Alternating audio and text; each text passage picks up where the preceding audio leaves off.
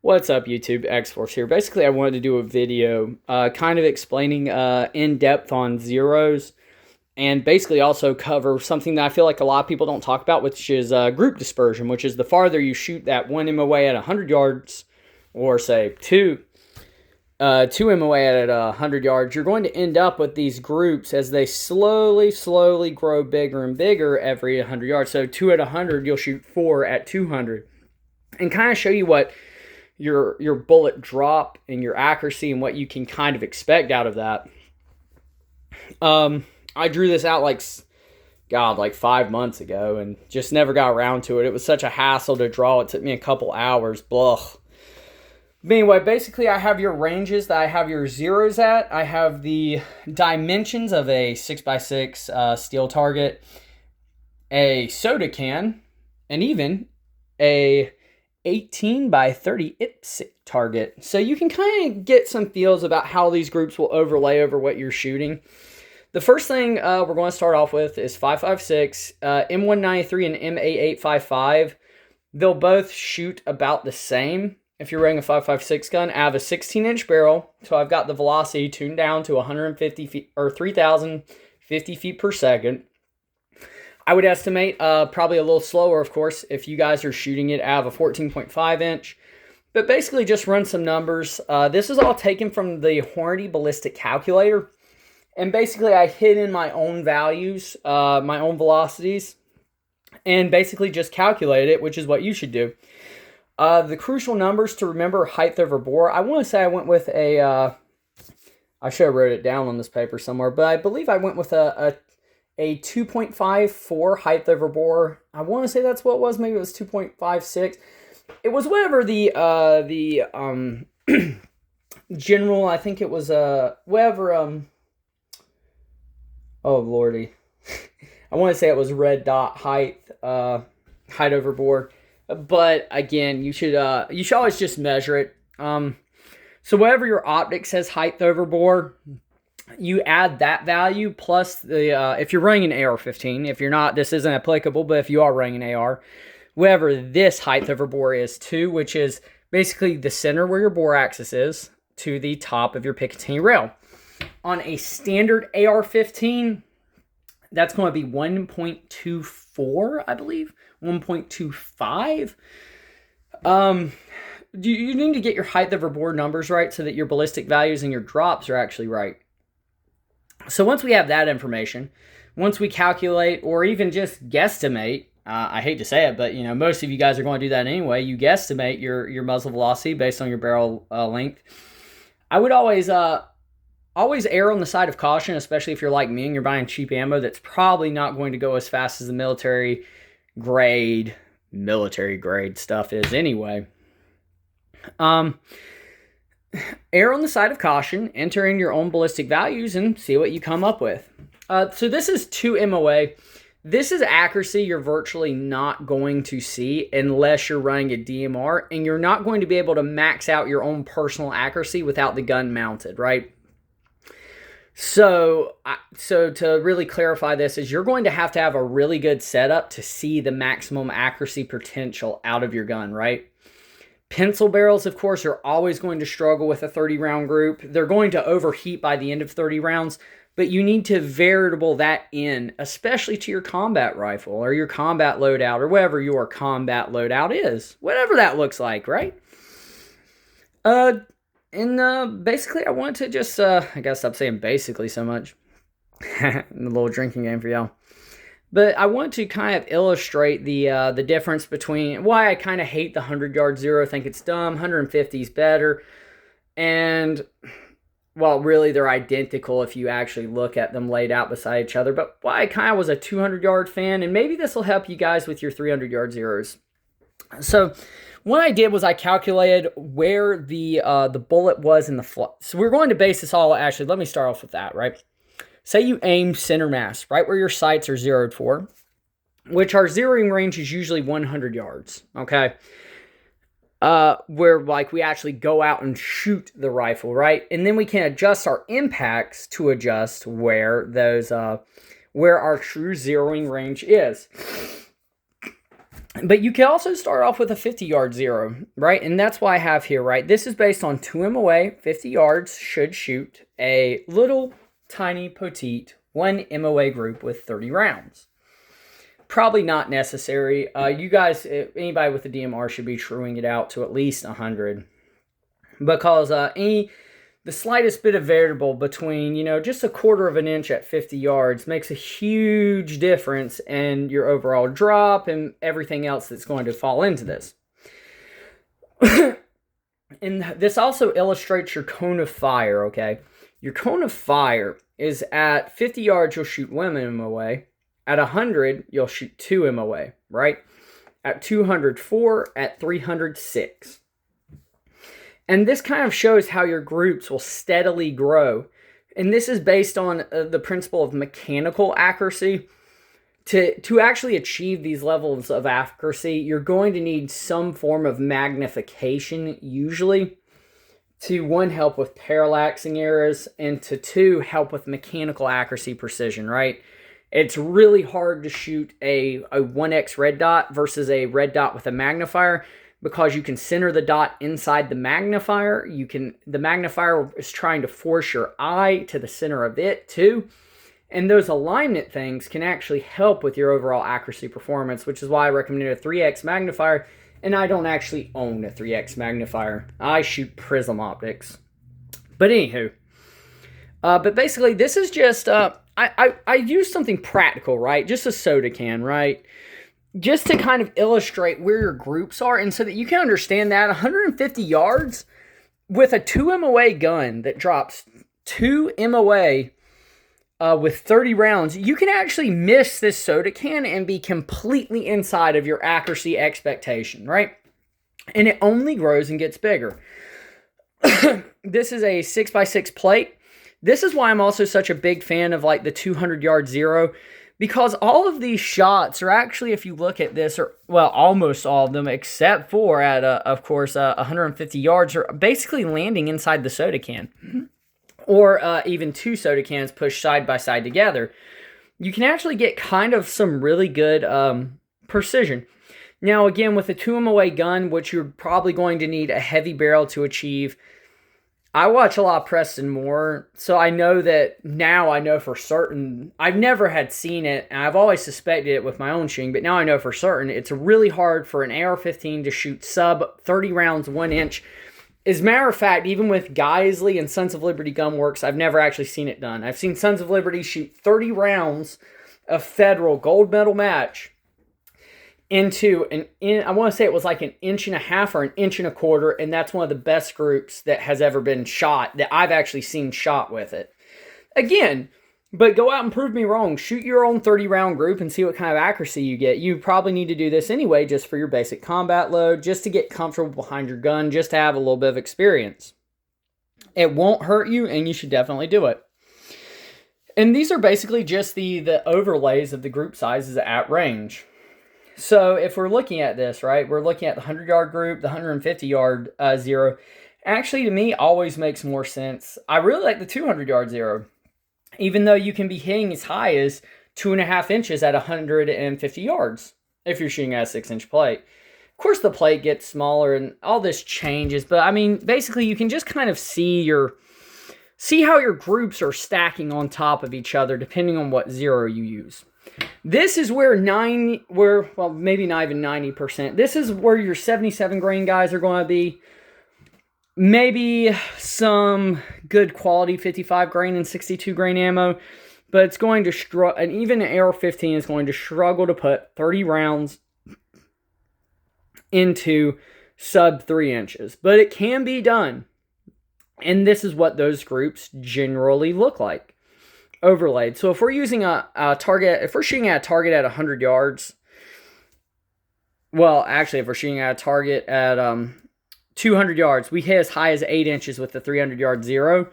But also, say we misrange that target, we think they're 300 yards away, but they're actually 350. Those overlays of those circles are actually where your groups are landing at each individual range. And you can kind of see that, like, the 300-yard zero actually makes a hell of a lot of sense in a lot of different scenarios. Especially like if you wanted to say max out your red dot point blank range, like you could if you could see a target at 350 with a red dot, and you just put the dot straight on the chest of the person, say the person's the size of an IPSC plate, you're going to nail 100% of your shots with a 3 MOA gun at 300 yards, even at 350 yards with the right zero, as long as everything is working properly, as long as you're doing your part, the wind calls are good, all of that. And hopefully this helps you kind of understand that, like, it's not uncommon for you to have a 2 or a 1 or a 3 MOA gun, right? And then you shoot a 9-inch group at 300 yards, and you're like, whoa, that's a big group. Well, it's actually not. It's right on pace with your gun's accuracy expectation, right? And you can also kind of see where the overlays, right? If somebody's 250 yards away, but you think they're only 200 yards away, bullets are going to drop in this section. You might think, oh, I'm hitting high. They may be low and think you're hitting low, but you're actually right inside your weapon's accuracy expectations.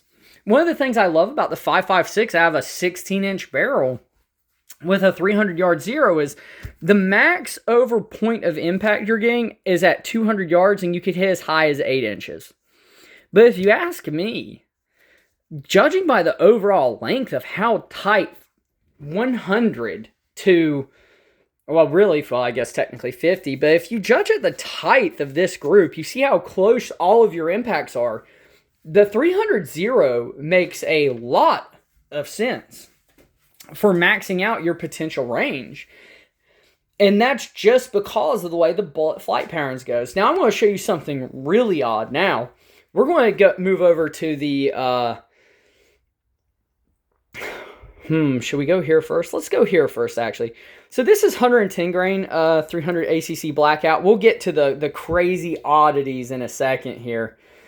But this is where your 7.62-39 falls. Just because it's moving so much slower, it actually struggles a lot more with the size of the groups. You can actually see like a 7.62-39 group at 100 yards, at 300 yards, with a 300-yard zero at 350. Like, that's huge in comparison to a 5.56, where it's actually just this really tight, clean group for a 300-yard zero. If you will humor me, the snowman size is really, really small with a 300-yard zero with an AR-15. And really, to even compare, like, you have to basically go with a 150-yard zero to compare it to a 300-yard 7.62-39 group. It just shoots so, with just that drop alone, is just so tough to manage, right? Now, you should always enter in. Now, I'll talk about that more in a second. But, sorry. But yeah, the groups are huge. Just the groups themselves, it's wild to actually look at how much drop you'll have with 7.62-39 in a 100-yard, in your 100-yard zero is actually terrible. Which is why the 200-yard, I definitely recommend at least 150, right? But even the 200-yard zero, you can hit as high as, even at 100 yards, you can hit as high as basically 4.5 inches at 100 yards. And that is right where your gun's 3 MOA accuracy potential should be, based on the group size, right? And say your AK actually is shooting 4 MOA, all these circles are going to get a hell of a lot bigger, right? Really, this isn't good for AKs. This is really based around 7.62-39 ARs and 300 blackouts, just because of the height of her bore. But, I mean, you can run those numbers yourself. One thing I also want you to take away is, where an AR-15 at 50 yards usually always lands right where your irons are pointing, except for at 300 yards, where you're basically you're shooting 1 inch high. 7.62-39 has this wild 50-yard impact problem, right? Where it's normal at 50 yards for you to shoot freaking 3 3/4 inches high at 50 yards for your 300-yard zero, right? And you could hit as high as 11.5 inches if you're using your center aiming point at 150 yards. That's really, really tough for me as a person to swallow when I see, like, I could go with maybe a 250-yard zero, right? I'm not getting this advantageous 300-yard, 350, but, maybe I'm just settling for having this tighter. It's about the same size, but it's much closer to my center aiming point. So maybe 250 yards makes more sense for your 300 blackout zeros. Feel free to pause the video at any time, and you can use these numbers. You can, but I'd recommend downloading any ballistic calculator, running your own numbers based on what you think velocity you should be getting with your ammunition, your correct height over bore. And the way I cataloged all this is I went with increments of 50 yards, but when you do it yourself, go with increments of 25, maybe even 20, or maybe even 10, and just see where that bullet is supposed to be at, add in your guns and accuracy, and see where you land. So anywho, carrying on, now we're getting to the oddity of 300 blackout. I don't know why it did this. I guess I would have thought that this curb would have been different, but then this 200-yard curb is really odd to me. It's like we went from this and then we went to this, which I don't get, but it's just because of the low velocity of 300, 125 grain FMJs moving at 2,000 feet per second, which is about what your 8-inch 300 blackout will get. But this can hopefully express to you why I don't even use a 100-yard zero on a 300 blackout, even with the low velocity, is because I expect to kind of have a maximum range of about 200 yards out of an 8-inch 300 blackout, right? I know I have this showing you could shoot up to 250, and that's not really a big problem. But you kind of get to see these 3 MOA, the group overlaps, like they're just terrible, honestly. They don't look very efficient. On my own personal gun, I actually went with more like a, on this gun, it's actually basically about 200 and, or it's about 135 yard zero. So it's pretty close to this 125 yard zero. But again, this is why, 125 yards versus 100 yards with an AR-15, it's not a big difference, but with a 300 blackout, it makes a really big difference. It actually makes a shocking difference when you get out to those extended ranges. Even with a 200 yards, this is your oh no, that's not even a 300. This is a 200 yard zero. These are your 200 yard holds, right? Even with a 200 yard hold, right? Or with a 200 yard zero, right? 250 is not maybe that much more advantageous. And instead of 3.5 over bore at 100 or whatever, instead of a maximum of 3.25 over, you're at 6.25. So this is why I really kind of think that the 150 yard zero makes the most sense out of an 8-inch 300 blackout. Maybe even the 125 actually start to make a big difference, right? It's just wild to think that this is that these are basically equivalency groups, 100 and 150. I might have misspoke earlier. I'll have to watch it back. And then this is 100 and 150. It's monumentally different with your slower moving bullets. And basically your drop is dropping like a rock. Now that's not a problem, because like as long as you have your expectations set properly for this kind of thing, and you're looking at different zero ranges, you're looking at different muzzle velocities, you can see like these massive improvements that you're actually getting, like 250 100 yard zero, 250 100 yard zero, out of just having that extra, like slightly higher ballistic coefficient in some scenarios, but just having that extra muzzle velocity is actually helping your group immensely, just immensely. This is 150 versus 150. You can see the drop that you're getting once you get out to 300. Well, it's way down here, right? That's what you're sacrificing. It's hard to believe that you have these dead zones in the snowman, but you do, and they're huge.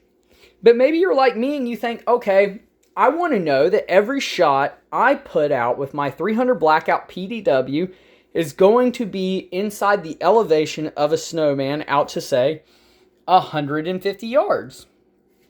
Or 125 yards, right? Well, honestly, even 150. I mean, I keep forgetting this is 200 because of how low it is, but that's 150. You can kind of see like you get a lot more group overlay, and you can kind of pick the best group overlay for yourself. Some people are going to look at the 200-yard zero with 300 blackout and say, yeah, if it's closer than 200 yards, I'll just aim a little bit low and call it a day. Some people are going to also say, like, well, at 50 yards, I don't want to be hitting 2 inches high, because at 25, I'll probably be like, I don't know, at 35, you'll probably be dead center. Like, that bullet is steeping up and then slowly dropping back down, right? Some people are going to say, like, man, like, I expect to be operating, like, within 50 to a maximum of 150 or a maximum of 200. If they're at 200 yards, I'll aim high. And they say, man, like, I would rather be dead center at 50 yards. And that's kind of the advantage you can kind of get. You can manipulate where those zeros are. And again, it's wild to think how close all of these overlap to each other. It's just crazy to me to look at this. This is why you should always true up your zero at 100 yards. Because, I mean, 50 yards just isn't really enough range to really see where that zero is going to land. But yeah, hopefully this is useful. Some of you guys may even like the 150-yard zero, right?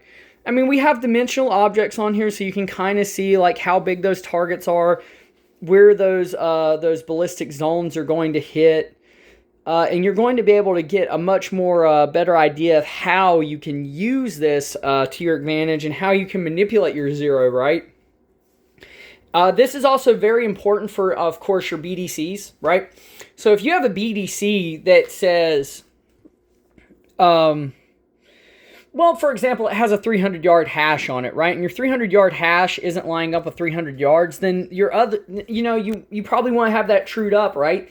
Because maybe you're just, to get your 300-yard hash, you're really zeroed for maybe you're really zeroed for, say, 250, right? But you don't know that. You think you're zeroed for 200, and your 300s are hitting a little low. Maybe you just want to go up to get that perfect 300-yard hash alignment. You see, that's actually very important for your ballistic flight and your ballistic path. The last thing I'll talk about that I didn't actually cover in here is group dispersion, where you can have a gun that is limited by bullet stability or stability. And basically how that will work is you'll shoot your bullet and out of maybe a really short barrel or an improperly twisted barrel. And you'll see, like, say, for example, 2 MOA accuracy with 30 rounds at 100 yards. You'll try to true it up at 200 and just, try to shoot some groups at 200. And then that group out of that maybe like a 1 in 7 or a 1 in 9 twist 10-inch barrel with 62 grain bullets, all of a sudden that group grows exponentially. Like, all of a sudden it goes from and you're expecting to see 4 inches and you see 6. It's because basically the bullet is not properly stabilized, and it's basically it's making like a cone. So it's basically going out and getting wider and wider and wider, but the farther you shoot, the wider that group will actually open up. It's called group dispersion. Usually your accuracy drops dead at a certain range. It's probably applicable with 300 blackout, but if you're running an 8-inch barrel 300 blackout like this, you probably don't give a crap about it. I built this air precision gun before it was ever cool to own a Honey Badger. Actually, it was really cool to own one back then. As a matter of fact, I sold this gun to a buddy and bought it back from him. But there it is. There's your comprehensive zero talk. Basically, the main takeaways I want you guys to have, though, is get a ballistic calculator. Calculate your specific velocity, right? You're going to have a lot more drop if you're running a 12.5-inch barrel. You're going to have less drop if you're running a 20-inch barrel. Find those velocities that best match you. Match those to your ammo. Match your zero to the ammo you're shooting, right? So if you're shooting 62 grain ammo, if you're shooting 55s, even if you're shooting 77s, right? You want to get that zero where it freaking nails with said cartridge, right? You don't want to be running 2 different kinds of ammunition unless you're going to put in the work to run 2 kinds, right? Having said that, right, if you have an AR-15 for home defense, and you want to run, say, I don't know, like a 77 grain Federal Fusion soft point or 69 grain soft point, That's perfectly fine. At 50 yards, it really won't make a big difference. You might have some point of impact shift, but there's really probably no 50-yard stretches inside your house. If you are, you're very lucky, sir. But maybe you want that drop dead power because you're only running one gun and you'd like to have that as your primary, but your go-to-war ammunition, your ammunition stockpiles need to match your firearm zero, right? If anything ever happens, you don't want to have to just switch and try to re-zero your rifle. You want to have a rifle that's good to go, ready to be picked up and shot. And you want to have the appropriate zero. You want to know your ballistic flight path so that you can score that hit at 250 yards if it really counts. I drew all this on grid paper. Each grid represents 1 inch, so you guys can run your own measurements. Maybe I even drew something wrong and you can catch it on this piece of paper. I did that once and I redrew the whole thing. This really did take forever. But if this video gets a lot of likes, gets a lot of love, I will actually go ahead and tell you I will make more. I'll do you some more. I'll do a 10.5. Oh, wouldn't that be cool? A 10.5 5.56 gun. And we can see how inferior that loss of velocity, that 500 feet of velocity makes. I think you're probably going to be looking at 7.62 style impacts just because you're slowing down that bullet velocity. But I'll run the numbers for you guys if this video really pops off. Sorry it takes so long for me to put out stuff. Not a lot of motivation to get a bunch of hate on the internet. But it's always more important to put out factual, accurate information the best you can and to try to weigh in on the conversation if you'd like to. Any of you guys who are watching this who want to make your own videos about such things, you can use all my stuff. You can, to help illustrate it. I would like a credit shot if you do, though. But, and you can kind of run your own numbers and in your own personal lives. And this can hopefully help you guys figure out things that you're going through. Anyway, gun building reviews on lightweight AR-15 to come. Stay tuned. X logging out.